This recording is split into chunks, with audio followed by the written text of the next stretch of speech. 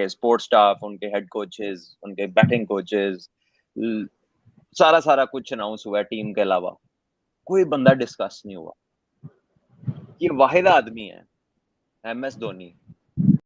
नमस्कार दोस्तों, जय हिंद। खास भारत में आपका स्वागत है। दोस्तों, आज हम बात करने वाले हैं इंडिया वर्सेस इंग्लैंड के बीच खेले गए चौथे टेस्ट मैच के बारे में।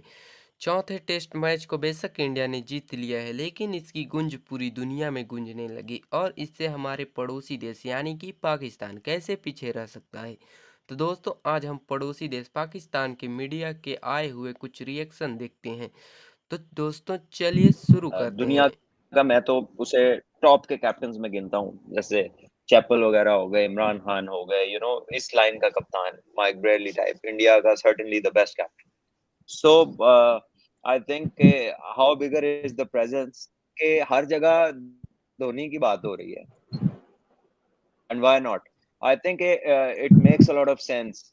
इंडिया ने उसको इंडक्ट किया है बिकॉज ही इज समबडी जिसने हर आईसीसी का इवेंट जीता है, जिसने हर क्रिकेट में इंडिया को विनिंग पोडियम पर लेकर गया है। वो बंदा अपनी परफॉर्मेंसेस से भी, और उसने टीम में एक विनिंग माइंडसेट डेवलप किया, एक नेवर से डाई एटीट्यूड जो है उसको उसने मतलब उसको लोगों में किया। और उसके बाद जब भी टीम फंसती थी, प्रेशर खुद लेता था, फिनिशर बहुत बड़ा था। सो इतनी सारी क्वालिटीज के साथ अभी भी वो तो प्लेयरों में मेंटोर लगना ही नहीं है, वो प्लेयर ही लगना है। अभी तक तो वो कैप्टन है उसके सीएसके के, और वो टॉप 2 टीम्स में से है आईपीएल की, और अभी वो इनके साथ खेलेंगे भी, इनके जो मेंटोर हैं। तो कमाल है। I think definitely he will be a great inspiration more than anything. देखिए इंडिया की जो टीम है अनाउंस हुई है, उसमें जो एक्सपीरियंस प्लेयर्स हैं, टॉप प्लेयर्स हैं दुनिया के। तो कई लोगों ने लिखा है कि मेंटोर की क्या जरूरत थी, लेकिन मेंटोरशिप, एक तो बीच में कुछ यंगस्टर्स भी हैं जो कम क्रिकेट खेले हैं, और उसके अलावा आई थिंक कि एक बंदा है जिसने प्रेशर में डील किया हुआ है, जिसने बहुत कुछ जीता हुआ अपने मुल्क के लिए। इनको ये जो जिस माइंडसेट में आज इंडिया की टीम है, उसमें इस बंदे का बहुत बड़ा हाथ है। जो इनकी विक्ट्रीज हैं वर्ल्ड कप समेत, T20 का वर्ल्ड कप, चैंपियंस ट्रॉफी और दीगर, उसमें he was leading. So definitely his presence will inspire a lot. और जिन सिचुएशंस में टीमें फंसती हैं, वहां पर ऐसे लोग can be a great help. अब देखते हैं वो कितनी होती है। बहरहाल I think that was a master stroke from whoever, जिसने भी बीसीसीआई में, क्योंकि उनके जो सेक्रेटरी हैं उन्होंने ये ऐलान अलहदा से किया है कि जी हमारी रिक्वेस्ट धोनी ने मान ली है। धोनी है वो, apart from being an inspiration, हम अक्सर देखते हैं कि जब आईपीएल का मैच खत्म होता है तो दोनों टीमों के लड़के और इवन सीनियर्स भी जो है उनके पास जाके खड़े हो जाते हैं, उनसे बातचीत कर रहे होते हैं। सो डेफिनेटली उनका होना जो है वो लड़कों के लिए एक कुशन होगा, एक ऐसी प्लेस होगी जहाँ पे वो अंडर प्रेशर या अननोन सिचुएशंस में, अननोन टेरिटरीज, उनके एक्सपीरियंस से काफी फायदा उठा सकते हैं। देखिए एक तो बात बड़ी जो इस टीम में यूनिक है कि लाइक मोस्ट अदर टीम्स, इसमें चेंजेस नहीं है इतने अक्रॉस फॉर्मेट्स। अगर देखा जाए तो जो चैंपियन प्लेयर्स हैं वो अक्रॉस फॉर्मेट खेलने वाले हैं।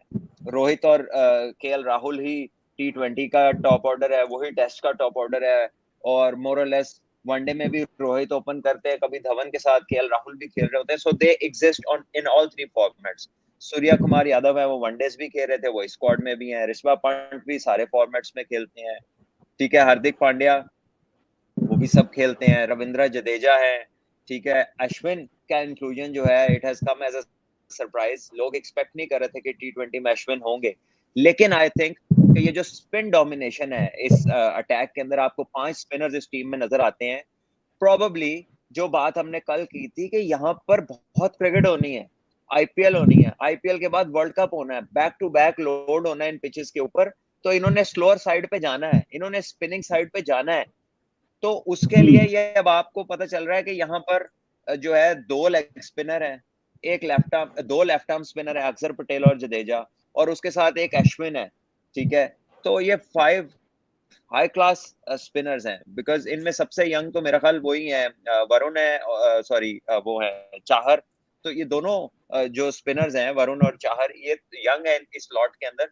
बट आईपीएल में जो इन्होंने बॉलिंग की और जो श्रीलंका में चाहर की हमने बॉलिंग देखी, वो वेरी इंप्रेसिव थी। कई दफा गीले बॉल के साथ भी हमने देखा कि बड़े कंट्रोल के साथ वो बॉल कर रहे थे।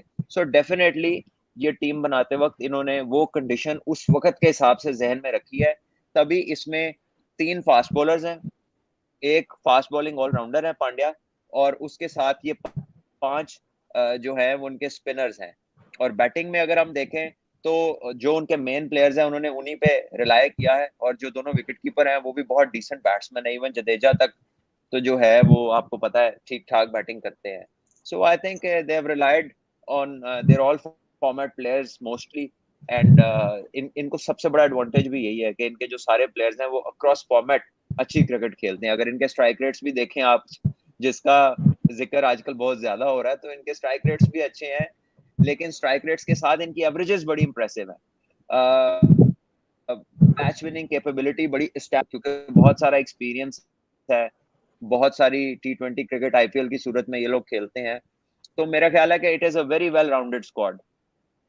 देखिए भुवनेश्वर जो है वो एक स्पेशलिस्ट फास्ट बॉलर है, चेंज ऑफ पेस बड़ा अच्छा है, यॉर्कर्स बड़े अच्छे हैं। अगर आप उसकी डेथ बॉलिंग देखें तो वहां पर वो काफी एक्सपीरियंस रखते हैं, काफी महारत रखते हैं डेथ बॉलिंग के अंदर स्पेशली।